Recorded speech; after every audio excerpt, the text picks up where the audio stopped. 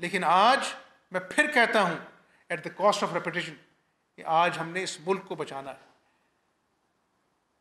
गरीब लोग, बिजली का बिल आता है तो क़यामत ढाता है। आम आदमी जो 100 यूनिट्स इस्तेमाल करता है अपने घर के लिए पूरे पंजाब में, जिसकी साल में रेशो बनती है 44 लाख से 90 लाख ख़ानदान। क्या मतलब हुआ?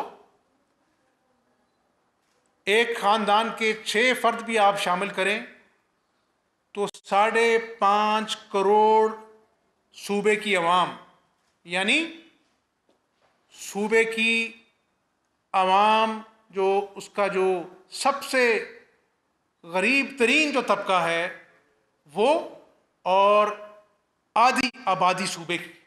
इंशाअल्लाह इस जुलाई में जो आप बिजली जो खर्च कर रहे हैं उसको, जो पिछले 6 माह में जिन्होंने 100 यूनिट बिजली इस्तेमाल की है, उनको पंजाब हुकूमत जो है अरबों रुपए की सब्सिडी से 100 यूनिट इस्तेमाल करने वालों को मुफ्त बिजली फराहम करने जा रही है।